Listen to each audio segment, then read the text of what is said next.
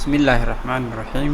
Waxaan doonayaa maanta inaan sharaxaad ka bixiyo qaabka loo isticmaalo programka keydiye qaybtiisa farmashiga.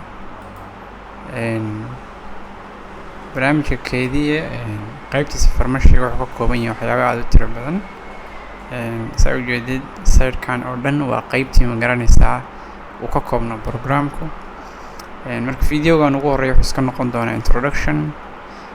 Saa ujeedid halkan waxaa ku jira dashboard ama meeshii laga maamulayay qaybta maamulka. Waxaa arkaysaa halkan total purchase alaabta aad soo iibsatay guud ahaan intay dhan tahay, total sales kii ma garanaysaa waxyaabihii aad iibisay oo dhan, purchase dhowgii alaabta soo iibsatay, qaybta lacagta lagu lahaa aadan weli lacagteeda bixin, iyo invoice dhow ma garanaysaa deymaha adiga ka maqan. halkan waxaa soo galaya kharashaadkii la isticmaalay. Marka waa qayb aad u fudud. Qaybtan waxaa ka hooseeya qaybtan oo ah graph ku tusaya saliskii 30 bari la soo dhaafay dhacay. Waxaa ka hooseeya saliskii sanadka oo bil walba aad goyn u fiirin kartid bilihii la soo dhaafay oo dhan. Qaybta ugu horeysa inta uga tago waxaa qaybahan hoose ku jira tusaale ahaan deymaha adiga ka maqan. Haddii qofka aad waqti u qabatay waqtigii buu ku soo saaraya. halkan wuxuu ku leeyahay hebel intaas bari baa u dhiman iyo wixii la mid ah. halkan wuxuu ka tusayaa purchase dhow deymaha adiga lagu leeyahay waqtigoodii marka la gaaro uu ku xasuusinayaa. wuxuu leeyahay 10 deymood baa lagu leeyahay. halkan waxaa ku jira product stack alert oo ah qaybtii ay ku jireen alaabtaada dhammaan rabta. waxa weeye tusaale ahaan alaabta markii ka dhammaan rabto halkan kaaga soo saaraya.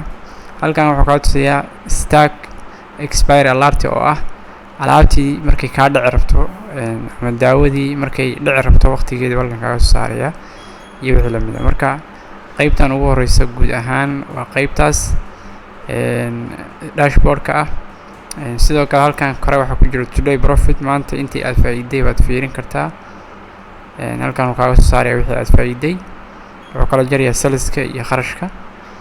qaybtan ku xigta waa POS ama point of sale ama meeshii laga iibinayay saleska oo maaragtay alaabihii iyo waxyaabihii aan gadnay invoice-ka ahaa iyo cash-ka ahaa meesha ka soo gelinaynay. halkan waxaa kugu jira calculator yar oo isticmaalayso tusaale ahaan tirooyin oo isku dardarsanaysid iyo wixii la mid ah. qaybta kore waa intaas. sawirkan aad ujeedid waa qaybihii ka koobna programku.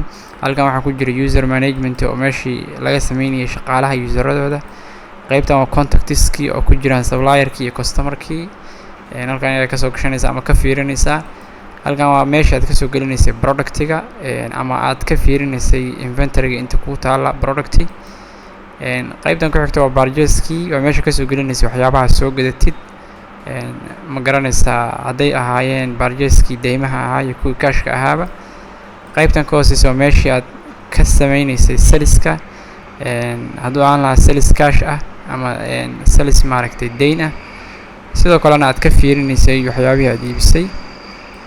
halkan waa stack adjustment oo ah haddii productiga tirada kuu taala iyo tirada maaragtay computer kugu jira ay isdhaafsan yihiin meeshaad ka update garaynaysa weeye. halkan waa kharashaadkii oo ma garanaysa expenses-kii ah.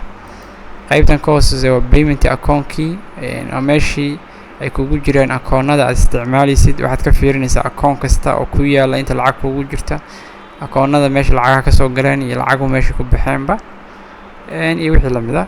qaybtan waa report-yadii oo maaragtay report-yadii oo dhan baa ku jira sida profit-kii, faa'iidadii, khasaarihii, alaabihii ay iibisay iyo wixii la mid ah. guud ahaan intaas ayuu inoo noqon doonaa. qaybta shaqada iyo shaqaalahana waa arki doonaa.